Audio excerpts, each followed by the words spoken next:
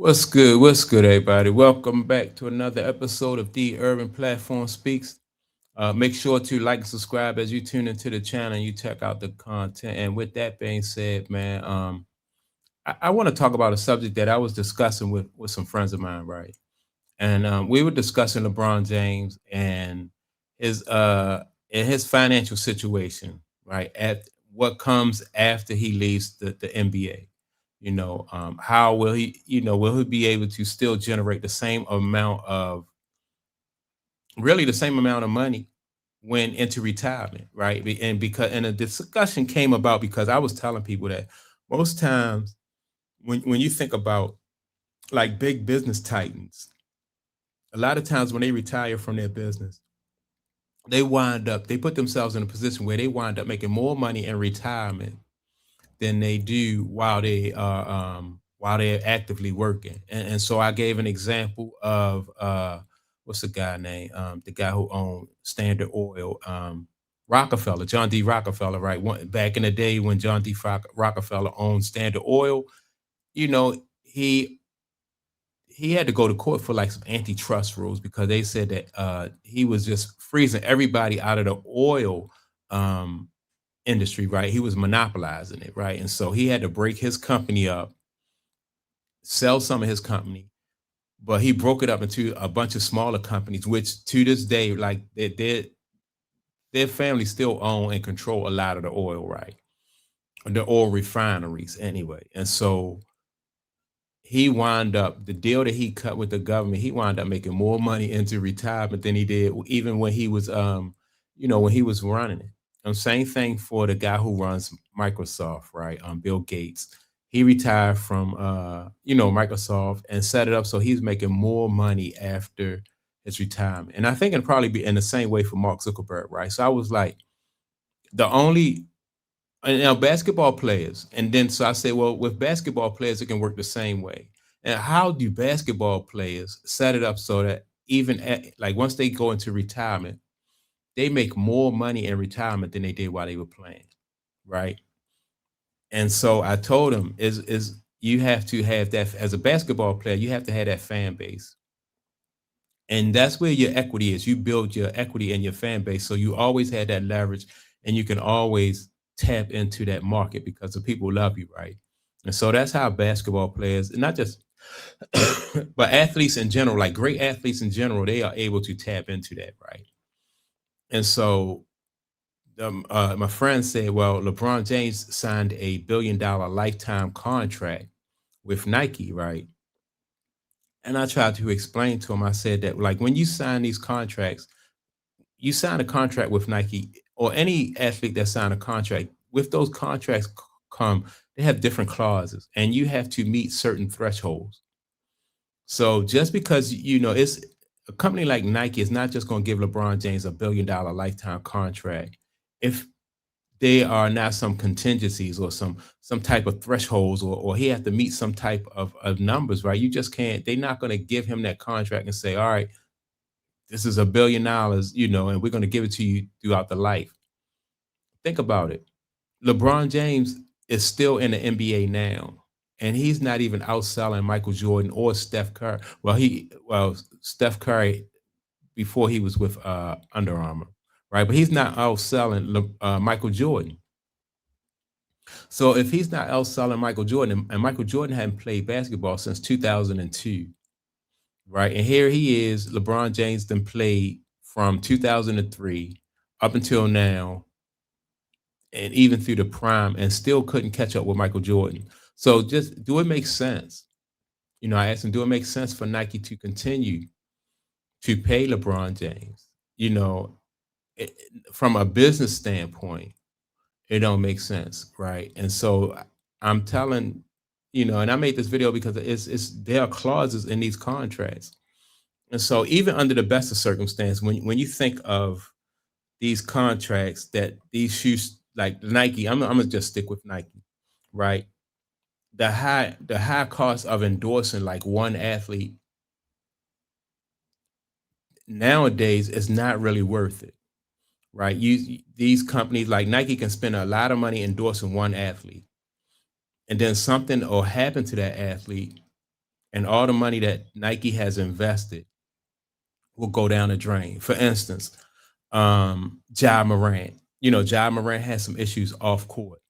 So if you commit a campaign to promoting Ja Morant, and then Ja Morant had the type of issues that he had, you have to have some type of way of getting out of that contract or cutting ties with him, or even in the future, not even really getting yourself into that position, right? So LeBron James, I think, I think that what the contract is, I heard somebody else say this, the contract that Michael Jordan had with Nike was like a one-off.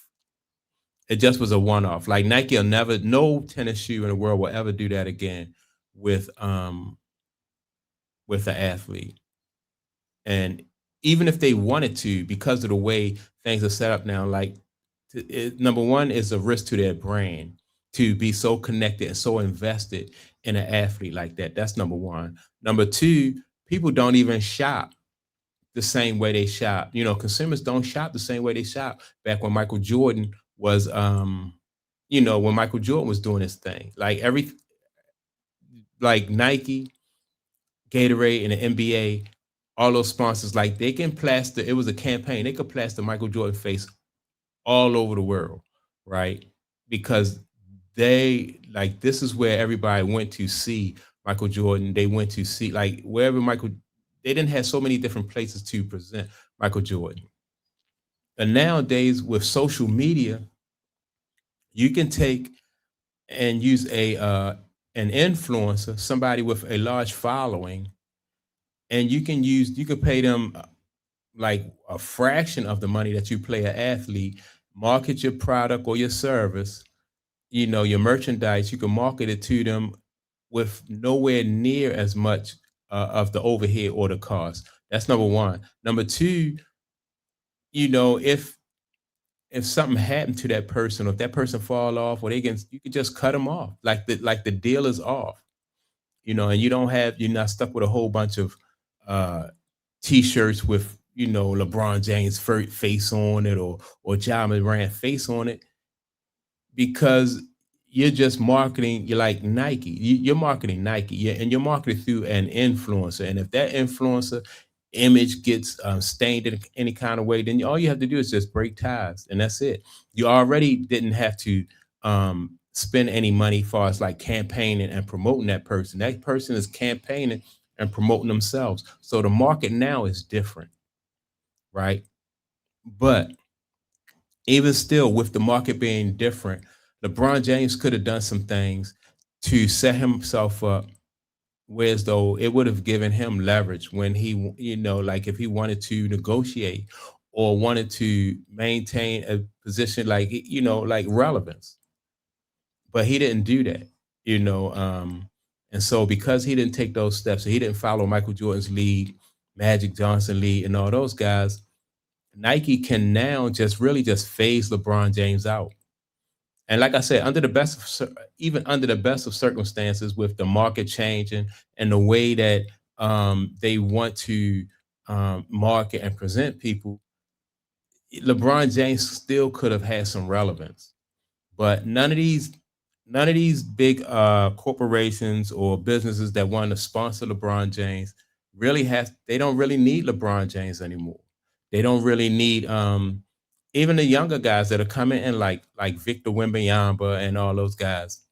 These Nike is not going to sponsor those guys like that no more, especially when they got a bunch of small influencers who can they have millions of followers, and you just give them a couple, a fraction of that money, and you have them go out there and market and sell your product.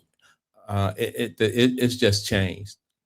But I still think it will help athletes like LeBron James and somebody that's coming along right now, like Victor Wembanyama, to be very cautious of your brand and how you promote yourself and how you present yourself, and just basically just put the work in on the court, build that equity with your fan base, and you'll be just like the influencers, right?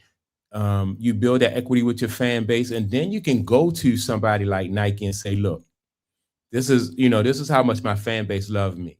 This is, this is how many followers I have, and this is, this is how influential I am, you know, and that's how it works now. But LeBron James, I think once he retire, a lot of these sponsors and a lot of these deals he had, these brand deals and stuff like that, I just think are going to go by the wayside because they don't need LeBron James because his fan base, in my opinion, is just fractured, and he didn't earn that equity with his fan base. LeBron James has had 24 years of playing NBA basketball, where he had the opportunity and to put himself in front of these guys and build that equity, and he didn't do it. And so deals like he had with Nike and all these other companies, you're going to start hearing about these deals going away and being phased out. You know, I mean, it is what it is. Part of it is because, like I said, the market has changed, the way people shop has changed. But building your own fan base and making yourself someone that that the fans really care about, the fans love, that'll still be the same. But it's just that you have to do that yourself. You can't depend on the NBA, or the NFL putting you in front of a lot of people, and then Nike will come along and give you a big contract because it's not going to work like that anymore. You're gonna have to put that work in and make sure as an athlete that you protect and build your brand. So don't be surprised when y'all hear about you hear more about like Nike and other companies just really not really feeding or buying into these athletes like they did in the past. It's just like it happened in the music business. Like the music business used to take artists and teach them how to. They used to just teach them everything, sing, dance, and make them a triple threat. They used to call it. But after a while, it got to the point where they didn't develop artists anymore. You had to come to the label already developed, and so that's what it's going to be for athletes. You have to come to these big companies like Nike. You got to come already with your fan base. They're not going to build you and promote you and campaign around you like they did Michael Jordan. So that's my take on it. And people will get to see more of this, like I said, as LeBron James go into retirement. You'll be able to see like some of these deals are going to go away big time. And so that's my take on it. Make sure to like and subscribe to the channel. Also, don't forget to leave a comment. And with that being said, I'm going to check y'all out in the next video.